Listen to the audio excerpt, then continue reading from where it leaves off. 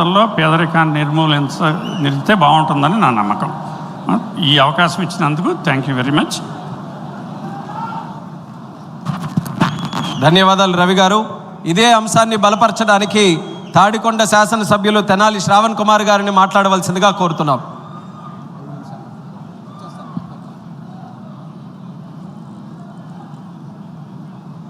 కడప వేదికగా జరుగుతున్న మహానాడులో పేదరికం లేని సమాజం P4 సంకల్పం అనే అంశం మీద మాట్లాడటానికి అవకాశం కల్పించిన గౌరవనీయులు ముఖ్యమంత్రి వర్యులు నారా చంద్రబాబు నాయుడు గారికి, వేదిక మీద ఉన్న మన యువ నాయకులు లోకేష్ గారికి, ఇతర పెద్దలకు, నాయకులకు, పోలిట్ బ్యూరో సభ్యులకు, కేంద్ర రాష్ట్ర మంత్రివర్గ సభ్యులకు, కింద ఉన్న ముఖ్యమైన నాయకులందరికీ నమస్కారం. 42 సంవత్సరాల క్రితం సమాజమే దేవాలయం, ప్రజలే దేవుళ్ళు, పేదవాడికి పట్టిన అర్థం పెట్టలేని రాజకీయాలు ఎందుకు, పార్టీలు ఎందుకు అని ప్రశ్నించిన నందమూరి తారక రామారావు గారు పెట్టిన తెలుగుదేశం పార్టీ ద్వారా స్థాపించిన 9 నెలల్లోనే అధికారానికి వచ్చి అనేక పేదరికం నుంచి బయటకు తీసుకొచ్చే అనేక సంక్షేమ పథకాలను అమలు చేయడం జరిగింది. సోదరులారా, సోదరిమణులారా, భారతదేశానికి స్వాతంత్రం వచ్చి 1947 నుంచి అనేక రాజకీయ పార్టీలు కేంద్రంలోనూ రాష్ట్రంలోనూ అధికారానికి వచ్చాయి.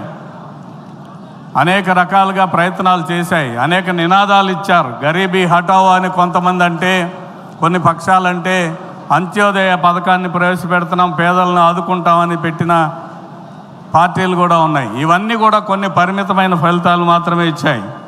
అయితే తెలుగుదేశం పార్టీ అధికారానికి వచ్చిన తర్వాత అన్న నందమూరి తారక రామారావు గారి స్ఫూర్తితో పేదల కోసం సంక్షేమ పథకాలు, ఉండటానికి ఇల్లు, తినడానికి తిండి, కట్టుకోవడానికి బట్ట లాంటి పథకాలు వచ్చినాయి. అవి కొంతమేరకు కూడా ఫలితాలు ఇచ్చినాయి. మొట్టమొదటిసారిగా భారతదేశంలో పేదల కోసం మాట్లాడిన పార్టీ, చేసి చూపి అమలు చేసిన పార్టీ తెలుగుదేశం పార్టీ. ఆ తర్వాత మన స్వర్గీయ నందమూరి తారక రామారావు గారి తర్వాత అధికార పగ్గాలు చేపట్టిన గౌరవనీయులు నారా చంద్రబాబు నాయుడు గారు యొక్క ఆలోచన, ఆశయం పేదరికం లేని సమాజాన్ని నేను చూడాలనేది ఆయన యొక్క లక్ష్యం, జీవితాశయంగా పెట్టుకున్నారు. ఆయన దీనికోసం నిరంతరం ఆలోచనలు చేస్తున్నారు, నిరంతరం దాని మీద పని చేస్తూ ఉన్నారు.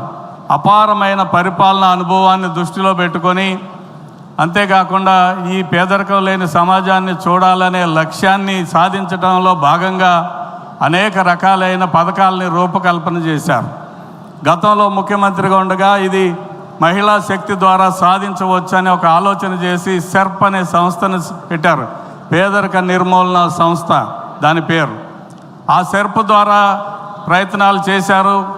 మహిళల్ని చైతన్యం చేస్తూ, వాళ్ళని ఆర్థికంగా బలోపేతం చేస్తూ, వారికి ఆర్థిక సహాయాన్ని అందజేస్తూ, వారిలో పొదుపు ఉద్యమంతో పాటు వారు సమాజంలో స్థిరపడేలాగా, కుటుంబాలు అభివృద్ధి చెందేలాగా దీనికోసం ప్రయత్నం చేశారు. అది చాలా వరకు సత్ఫలితాలు ఇచ్చింది. అది ఇప్పటికీ కొనసాగుతూనే ఉంది. తర్వాత ఇటీవల కాలంలో అనేక రకాలుగా చూస్తాం, ప్రభుత్వంలో పరిపాలన పరంగా అనేక రకాలైన మార్పులు వస్తూ ఉన్నాయి. అందులో P3 అనే ఒకటి తీసుకొచ్చారు. పబ్లిక్ ప్రైవేట్ పార్టిసిపేషన్తో ఒక కార్యక్రమాన్ని రూపొందించారు. అది కూడా కొంత మేరకు పనిచేసింది, కానీ పూర్తిగా రాలా. అందుకనే చంద్రబాబు నాయుడు గారు ఆలోచన ఏంటంటే P4 అనే ఒక కొత్త పథకాన్ని రూపొందించారు. ఆయన స్వతహాగా ఆర్థిక శాస్త్రవేత్త. ఆయన చదువుకునే రోజుల్లోనే ఆర్థిక శాస్త్రం చదివారు. ఆర్థిక శాస్త్రంలో PhD కోసం జాయిన్ అయ్యారు. కొంతమేరకు పని చేశారు. వీటన్నిటిని దృష్టిలో పెట్టుకొని, పరిపాలన అనుభవాన్ని దృష్టిలో పెట్టుకొని P4 పథకాన్ని రూపకల్పన చేశారు. P4 అంటే పబ్లిక్ అంటే ప్రభుత్వం, ప్రైవేట్ అంటే ప్రైవేట్ సంస్థలు, పీపుల్ అంటే ప్రజలు, పార్టిసిపేషన్ అంటే భాగస్వామ్యం. మన ప్రభుత్వ పరిపాలనని మనం చాలాసార్లు చూస్తున్నాం. ప్రభుత్వాలు కొన్ని పథకాలను తీసుకొస్తాయి. ఉదాహరణకి ఎస్సీలకి, ఎస్టీలకి, బీసీలకి, మైనార్టీలకి కొన్ని సంక్షేమ పథకాలు, అభివృద్ధి చెందే పథకాలు తీసుకొస్తాయి. అవి కొంతమేరకు ఫలితాలు ఇస్తాయి. కారణం ఏంటంటే ఒకరికి ఒక ఆటో ఇవ్వచ్చు, లేకపోతే ఇంకొక ఏదన్నా కిరాణా షాప్ పెట్టుకోవడానికి ఉపయోగపడవచ్చు. కానీ అది పూర్తి స్థాయి లేదు. కేవలం ఇందులో అధికార యంత్రాంగం అంతా కూడా లబ్ధిదారులను ఎంపిక చేసి ఉపయోగపెడతారు. పబ్లిక్ సంస్థలు అంటే ప్రైవేట్ సంస్థలు కొన్ని ఉన్నాయి. అవన్నీ కూడా సిఎస్ఆర్ ఫండ్స్ని పెట్టుకొని, అంటే వాళ్ళు కార్పొరేట్ సోషల్ రెస్పాన్సిబిలిటీ లాగా పెట్టుకొని, ఆ కార్పొరేట్ సోషల్ రెస్పాన్సిబిలిటీలో ఏదో ఒక ఊర్లో ఒక మంచినీటి చెరువో, లేకపోతే ఒక ఫిల్టర్ బెడ్ బాగు చేయటమో, ఒక మైక్రో ఫిల్టర్ ఏర్పాటు చేయటమో, ఏదో చిన్న చితక పనులు చేస్తూ ఉన్నాయి. అదేవిధంగా ఎన్జిఓలు కొంతమంది ఎన్ఆర్ఐలు, ఇప్పుడు నా ముందు మాట్లాడిన రవికుమార్ గారు లాంటి వాళ్ళు ఎన్ఆర్ఐలు కొంతమంది వ్యక్తిగతంగా కొన్ని ఆలోచనలు చేస్తారు. వారి యొక్క పరిమితి చాలా తక్కువ.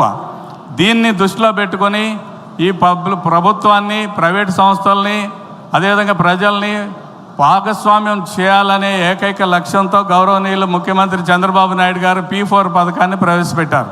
తద్వారా ప్రభుత్వమే వీటన్నిటికీ ఒక వేదికను సమకూరుస్తుంది. ఒక వెబ్సైట్ ద్వారా ప్రజల్ని మరియు సమాజంలో బాగా అభివృద్ధి చెంది బ్రహ్మాండంగా సమాజ వనరులను వాడుకొని స్థితిమంతులుగా మారిన వాళ్ళు, లేదా గొప్పగా ఎదిగిన వాళ్ళు, వారి యొక్క సహాయ సహకారాలతో వారు సమాజంలో ఒక 10% మేరకు ఉంటే, ఆ 10% మేరకు ఉన్న వ్యక్తుల యొక్క సౌజన్యంతో పేదరికంలో ఉన్న 20% మంది ఎవరైతే ఉన్నారో, పేదరికంలో వివిధ అవకాశాలు లేక విద్యాపరంగా కానీ, ఉపాధి పరంగా కానీ, కుటుంబ అవసరాల పరంగా కానీ, లేదా ఆరోగ్యపరమైన అంశాల్లో కానీ ఎక్కడైతే ఇబ్బంది పడుతున్నారో వాళ్ళందరినీ కూడా ప్రభుత్వం ద్వారా ఐడెంటిఫై చేసి ఈ పేదరికంలో నుంచి బయటకు తీసుకురావడానికి కోసం ఒక ఆలోచన చేయటం ప్రభుత్వం ద్వారా.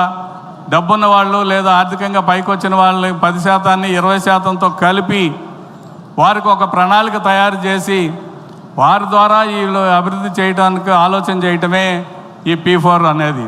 అందుకోసమే ఏం చెప్పారంటే, బాగా అభివృద్ధి చెందిన, ఆర్థికంగా పైకి వచ్చిన, సమాజంలో అన్ని రంగాల్లో పైకి వచ్చిన వారందరినీ బంగారు కుటుంబాలుగా ఉన్న పేదలను కూడా తీసుకొని వాళ్ళని బంగారు కుటుంబాలని పేరు పెట్టి, ఎవరైతే ఈ పేదరికం నుంచి పేదలను బయటకు తీసుకురావాలని ఆర్థికంగా పైకి వచ్చిన వారు ఉన్నారో వారిని మార్గదర్శకులుగా ఐడెంటిఫై చేసి వీరిని సమన్వయపరిచి ఇటు ప్రభుత్వ యంత్రాంగాన్ని, అటు ప్రైవేటు సంస్థల్ని, ఇటు పేద వర్గాలకి చెందిన బంగారు కుటుంబాలని కలిపి ఒక వేదిక మీదకు తీసుకొచ్చి వారి అవసరాలను గుర్తింపజేసి ఆ కుటుంబాల యొక్క పిల్లల భవిష్యత్తు కానీ, విద్యాపరమైన అంశాలు కానీ, ఆర్థికపరమైన అంశాలు కానీ, ఉద్యోగ అవకాశాలు చూపించడం కానీ, ఉపాధి అవకాశాలు చూపించడం కానీ, ఒకవేళ ఉపాధి దొరకటానికి అవసరమైన స్కిల్ డెవలప్మెంట్ చేయించడం కానీ, ఇటువంటి అంశాలన్నింటినీ కలిపి ఒక వేదిక మీద తీసుకురావడం అనేది ఈ పథకం యొక్క ముఖ్యమైన ఉద్దేశం.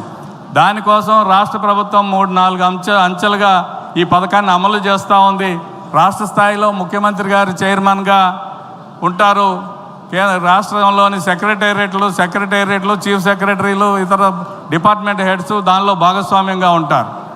అదే జిల్లా స్థాయిలో అయితే జిల్లా ఇన్ఛార్జ్ మంత్రివర్యులు ఉంటారు. అదేవిధంగా జిల్లా కలెక్టర్ గారు, ఇతర అధికారులు అందరూ కూడా ఉంటారు. వాళ్ళని కూడా సమన్వయం చేయటం. నియోజకవర్గ స్థాయిలో ఒక ఎమ్మెల్యేగా బాధ్యత తీసుకున్న వాళ్ళందరూ కూడా చైర్మన్గా ఉంటారు. అదే గ్రామ స్థాయిలో, వార్డు స్థాయిలో కలిసి సెక్రటేరియట్, సర్పంచులు, కౌన్సిలర్లు, చైర్మన్లు ఉంటారు. వీరందరూ కలిసి సమన్వయంగా పనిచేయడమే ఈ P4 యొక్క ముఖ్యమైన లక్ష్యం. అనేక రకాలుగా ఆలోచనలు చేయడంలో భాగంగా ఇది 2047 నాటికి భారతదేశానికి స్వాతంత్రం వచ్చి 100 సంవత్సరాలు అవుతుంది. ఆ 100 సంవత్సరాల నాటికి ఆంధ్రప్రదేశ్లో పేదరికం అనేది కనపడకూడదు. పేదలు